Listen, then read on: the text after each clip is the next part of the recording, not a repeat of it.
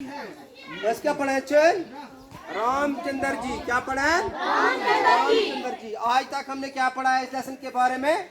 रामचंद्र जी के बारे में पढ़ा है। रामचंद्र जी सबसे बड़ा बेटा था राजा दशरथ का। क्या था? सबसे बड़ा बेटा किसका था? ये राजा दशरथ का। ठीक है ना? तो आप इसको क्या करना पड़ा? इसको क्या करना पड़ा? इसको बनवास जाना पड़ा। क्या करना पड़ा? क्यों? क्योंकि उसकी सुतेली माँ ने जिद की थी, कैकी ने, कि वो उसका सुतेला बेटा था कि उसको बनवास भेज दिया जाए। ठीक है ना?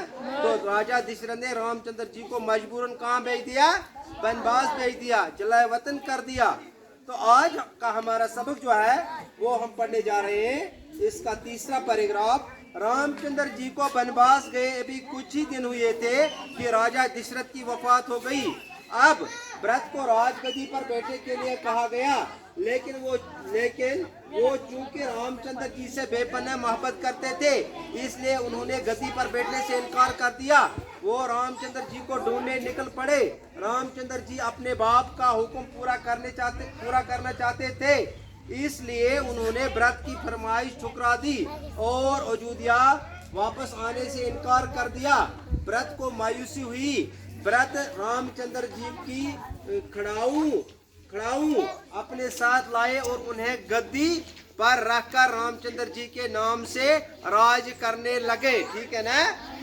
क्या बना? आज रामचंद्र जी को बनवास गए अभी कुछ ही दिन हुए थे। कमाई काला गुमुत। अभी कुछ दिन ही हुए थे कि रामचंद्र जी घर से निकला था बनवास के लिए। उसका कोई ठिकाना नहीं था। उसके साथ और कौन था? हमरा उसकी बीवी, उसका क्या नाम था? उसका क्या नाम था बीवी का? सीता। और लक्ष्मण, भाई लक्ष्मण साथ था। अभी कुछ दिन ही हुए थे कि पीछे से बाप की वफात हो गई। बाप मर गया। बाप का नाम क्या था? राजा दशरथ। शाबाश। आप भरत को राजगद्दी पर बैठने के लिए कहा गया। आप वादे के मुताबिक राजगद्दी पर किसको बैठना है? तख्त पर किसको बैठना है? भरत को बैठना है। शाबाश। लेकिन वो चूंकि रामचंद्र जी से बेपनाह मोहब्बत करते थे, बस भरत यूसुफ वो अपने भाई रामचंद्र जी से बहुत मोहब्बत करते थे। क्या करते थे? ओ बेटा बेपदर, वो अपने भाई रामचंद्र जी से बेपनाह मोहब्बत करते। कौन मोहब्बत करता था? भरत। किसके साथ? रामचंद्र जी के साथ। शाबाश। तो उन्होंने क्या किया? उन्होंने गद्दी पर बैठने से इनकार कर दिया।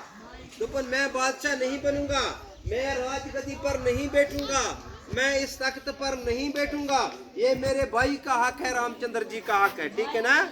वो रामचंद्र जी को ढूंढने निकल पड़े। वो घर से निकला, कैदरास बने गरिद्रा, और अपने भाई को ढूंढने के लिए चला गया। उसने कहा कि मैं अपने भाई को पकड़ कर लाऊं और इस गद्दी पर बिठाऊं। ठीक है ना? रामचंद्र जी अपने बाप का हुक्म पूरा करने चाहते थे। रामचंद्र जी, चूंकि हमने आगे पहले ही पढ़ा है कि रामचंद्र जी बहुत फरमाबरदार थे, वो बहुत जानदार थे।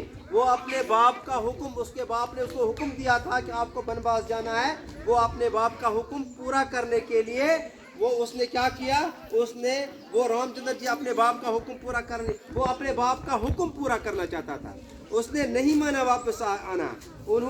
इसलिए उन्होंने भरत की फरमाइश ठुकरा दी। उसने ठुकरा दी ये फरमाइश कि वापस आ जाओ। वो भरत को मिले, लेकिन उसने कहा मैं वापस नहीं आऊंगा, मैं अपने बाप का जो उसने मुझे हुक्म दिया है मैं पूरा कर दूंगा। ठीक है ना? और अयोध्या वापस आने से इनकार कर दिया। अयोध्या मैं नहीं आऊंगा घर वापस। उनका घर कहाँ पर वाक़ा था? अयोध्या में। उसने इनकार कर दिया कि मैं नहीं आऊंगा वापस। तो फिर क्या हुआ? भरत को मायूसी हुई। ये भरत जो उसका छोटा भाई था, उसको मायूसी हुई। वो बहुत मायूस हुआ, उसका दिल बहुत तंग हुआ। ठीक है ना? भरत रामचंद्र जी की खड़ाऊ अपने साथ लाए। खड़ाऊ छो पता कत वनान? एक किस्म की चप्पल। खड़ाऊ छो तो वुचमु खड़ाऊ ब्रोटस खड़ाऊ हचो आसन। ठीक है ना? लकड़ी की होती थी। तो उसने उसको कहा कि आपने अपनी में पनी खड़ाऊ, ये अपना जूता, एक किस्म का जूता ही मुझे दे दो। उसने रामचंद्र जी का जूता वहां से लाया और उन्हें गद्दी पर रखकर रामचंद्र जी के नाम से राज करने लगे। देखो, आप खुद नहीं बैठे गद्दी पर, लेकिन रामचंद्र जी का जूता रखा कहाँ? गद्दी पर। और राज तो करने लगा वो, कूमकार लज पकान। लेकिन वो ये समझा कि गद्दी पर कौन बैठा है? मेरा भाई राम, मेरा भाई। उसने किसके नाम की राजगद्दी की, उसके किसके नाम का राज चलाया? रामचंद्र जी का। उसने रामचंद्र जी के नाम से राजगद्दी पर बेटा राज चलाया। ठीक है ना? आगे के लिए हम कल पढ़ेंगे। ठीक है ना बेटा? अल्लाह हाफ़िज़।